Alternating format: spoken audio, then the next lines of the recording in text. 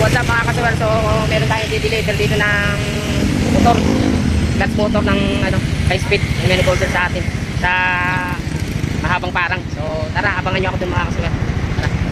Few moments later. Yung mga kasuwel, kakarating lang natin dito sa Antipolo mahabang parang pala na ito.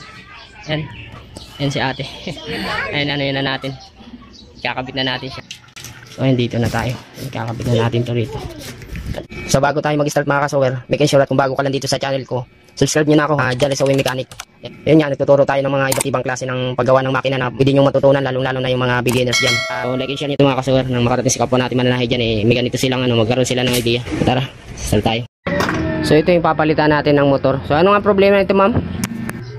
Pinalitan niya yan, kaya lang parang hindi naman bago yung pinalit niya, parang pininturahan lang niya. So bali umandar pa rin yan. Umandar po, kaya lang yun yung sobrang init. Oh, tapos sayang parang naman. umiingay na siya. Tignan mo, magagawin mo para. Yung masisindi ko. Sige, sige nga. Kaya tabat kasi yung tingin. Naramdaman mo na yung init. Diba, medyo maingay na siya. Baka hindi nakaano yung ano nito, yung starting at saka yung running.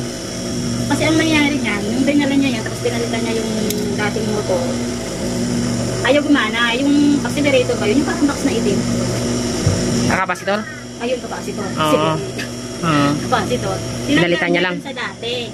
Tapos kinabit niya dyan, kasi ayaw gumana. Kaya naman, alam ko, kasi pag gumana. Gumagana pa siya. Gumagana siya, kaya maya-maya. Mga sa wiring lang ito. Pero sige, palitan na lang natin para wala nang problema. Palitan na lang kayo niya. Sige, yung bago. baklasin natin siya. Piliin mo na lang. Few minutes later. So bali, tanggal talaga yan, pati switch tanggal yan. Pati yan doon, sige dito tayo. Ayan, tanggalin natin ito.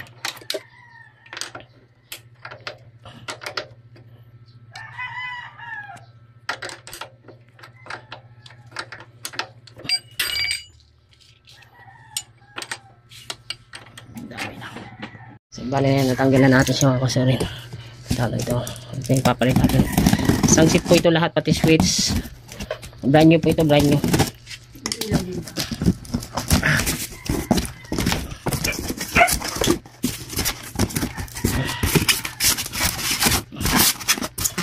Baliktad pa. Ayan.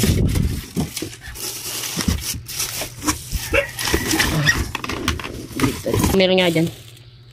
Mabilis na nga dyan eh. Mabilis na nga dyan. Kaya pag hindi mo kasi Saka ito switch. Dito muna tayo. Natin. Few minutes later.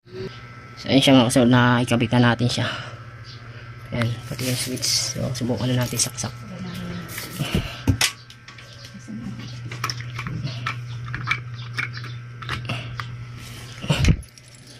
Natin baka baliktad ang takbo.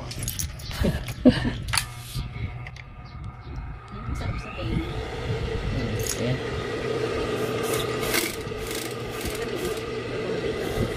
Sabagin.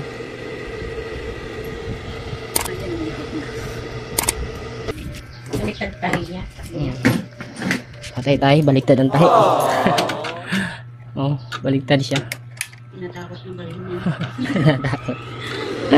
Natakot ko lang daw kayo. Oh, baliktad ang tayo. Yung baliktad ang takbo mga kasuwer. Patay tayo dyan. So paano to ayusin? Hindi, meron na rin tayong vlog nito mga kasuwer. Kailan lang kaka-upload ko lang din. Dahil dun sa maraming business na rin tayo nito. So wag yung problemahin yan. Itong ano na to. Itong baliktad ang takbo. Madali lang to ayusin mga kasuwer. Lalo pag mga bagong motor ngayon. Yun nga, kaka-upload ko lang sa video nito nung nakarang linggo ata. So ito may, pag mga bago kasi may mga switch yan eh. Bago nyo yung switch yan mga kasuwer, dapat walang papasok na power. Papakan nyo para sigurado. Kailangan walang papasok na power bago nyo yung switch ito. Kasi pag may power na pumasok yan, tapos sabay nyo yun yan, puputok yan, delikado yan. So ayan. Ayan, switch na natin. Subukan na natin yan.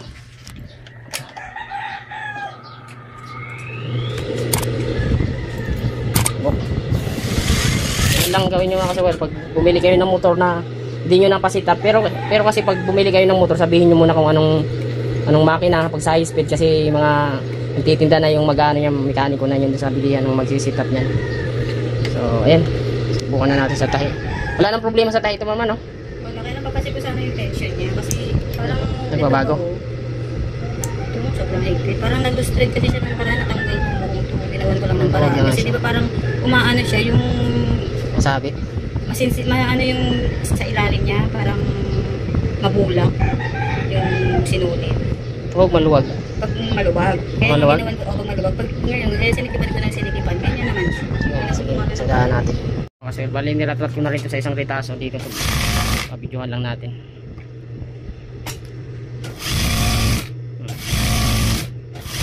Si kanina tumatama yung ngipin, ang pangit ng tunog kanina. Ayan, okay na siya. So pasubukan na natin sa may-ari. Okay, subukan mo. Yung Diyan na lang. Dito mo lang dyan. Ayan. may bilis pa. Parang bumilis. Mabilis talaga. Kanina kasi sinubukan ko, tumatama yung ngipin sa plato. Ayan, pangit ng tunog. Kaya parang may ano. Parang bumilis. Mabilis talaga. Hindi ako sanay. Kasi dati yung padya ko parang gano'n. Sa Oo. doon. Ayan, ano na, bumilis. Parang mga lalamunin pati tayo. Alam mo ni pati daliri. Okay na, no? Ayun na. Okay. Okay. So ayun mga kasuhan, nakita nyo lang kung paano natin inayos. Ano? Hindi lang bilang yung pagkabit ng motor ang ginagawa natin mga kasuhan. Chinicheck rin natin yan. Din, yun nga, yung tension, chinicheck din natin yan kung maayos. Ang hindi, yun nga, chinicheck din natin kanina. Hinina ko na rin yung timing. Ganyan tayo mag-service mga kasuhan. Ayun, shoutout pala kayo Ma'am Min. May list sa paggawa ng makina niya rito. Pag-order ng motor. So, kapala sa mga gusto magpa-service dyan, comment na lang kayo. Din, may mga video tayo na may mga number ako dyan sa screen. Dyan nyo na lang ako kontakin. Saka sa mga comment section, nandyan rin yung mga number natin. Dyan nyo na lang ako kontakin. So, ayun, hanggang dito na lang.